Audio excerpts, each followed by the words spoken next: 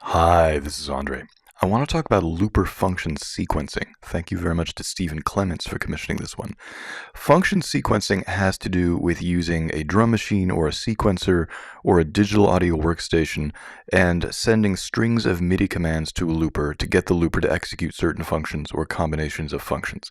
And depending on how you configure this, you can get results that would be difficult or completely impossible for a human being to execute using a manual MIDI controller. Alright, to start with, let's check out a loop that I built up off camera.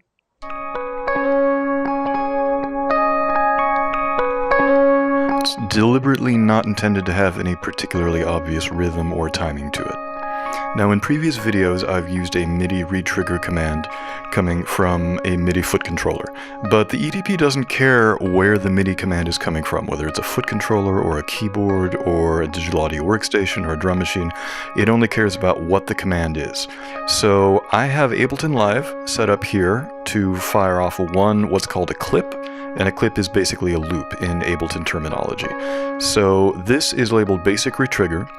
This is a display of the MIDI information on this clip, and right now it's just that one note, and that is the MIDI note to send a retrigger command to the EDP. So I'm going to mute the EDP again.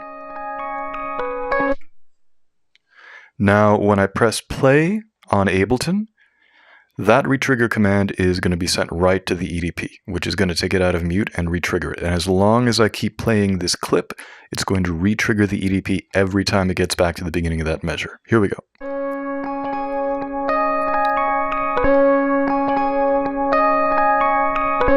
And you can see the bars and beats display up here right next to the play button. And down here, you can see the playhead for exactly where it's at within the clip. Now if I press stop on Ableton, the EDP is going to keep looping until I mute it again manually. Now here's an important point. I don't have the EDP synchronized to Ableton Live. I'm not sending any kind of clock information. So the EDP is not synchronized based on tempo. It's just receiving that retrigger command. So that means that if I increase the tempo of Ableton, it's going to get that retrigger command more frequently. So I'm going to start Ableton again. As soon as I press play, it's going to send that retrigger command, which is going to bring the EDP out of mute. Every time this one bar loop repeats and goes back to the beginning, it's going to send that retrigger command. So now I'm going to come up to the upper left-hand corner, and I'm going to increase Ableton's tempo.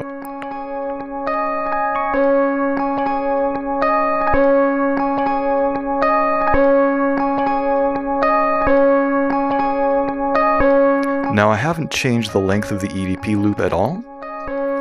All that's happening is that the retrigger command is being sent from Ableton to retrigger that one loop on the EDP. But because I've increased the tempo on Ableton, that means that now it's going to be receiving it faster because the tempo is faster. Let's keep bringing it up a bit. Let's keep going.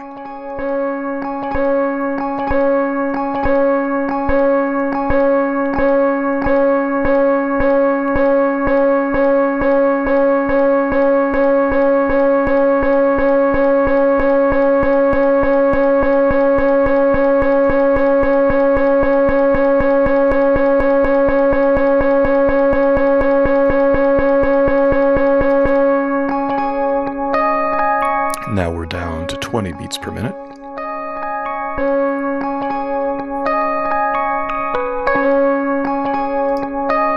And I just stopped Ableton. Now I'm going to press mute on the front panel to quiet the EDP. So all that was with one MIDI clip sending just one MIDI note, just that one retrigger command. What I'm going to do now is bring Ableton up to a somewhat sane tempo. And I'm going to add additional MIDI notes. They're all going to be retrigger notes. These are the bars and beats display up here. So right now that's happening just on beat 1. I'm going to restart before I do anything. One of the nice things about Ableton is that you can edit the clip as it's playing. So let's play the loop again. Alright, so I'm going to add another C#4 right on beat 3. So that means it's going to retrigger twice as fast as it has been. we go. Now I'm going to add a few more retrigger commands. Requantize to a 16th note grid here.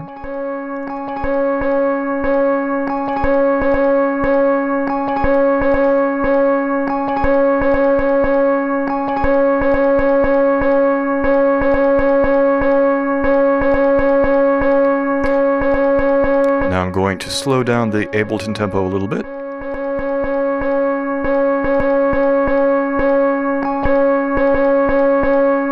And again, none of this is synchronized. Ableton isn't sending MIDI clock, the EDP isn't sending MIDI clock. All that's happening is that the EDP is getting these MIDI notes.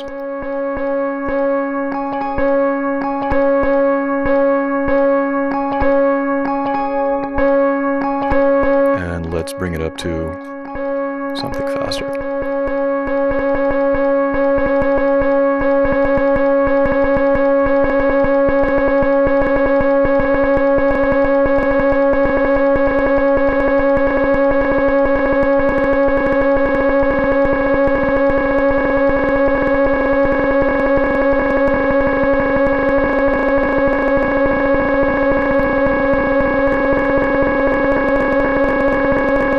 We are at 999 beats per minute.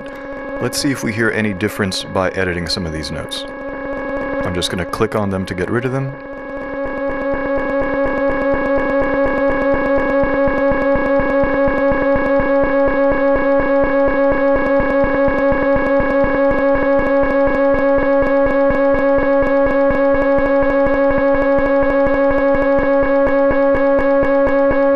Oh, that's cool. I guess they're so close together that the EDP is reading it as a single note. Now we can distinguish.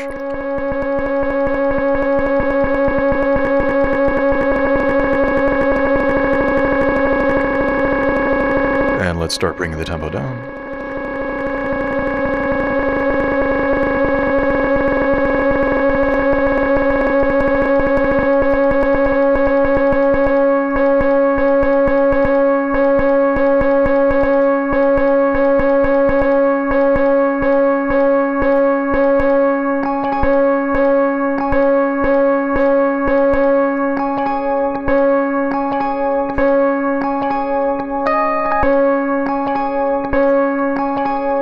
Now stopping Ableton, so it's not sending any more retrigger commands, so the EDP is going to keep looping away as if nothing had ever happened.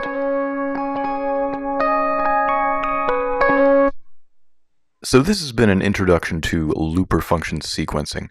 Thanks again very much to Steven Clements for commissioning this one. We're going to look at sequencing in a few more subsequent videos and get into a little more of the history of loop sequencing as well as some more complicated applications. As always, thank you so much for tuning in. I will talk to you guys very soon. Bye-bye.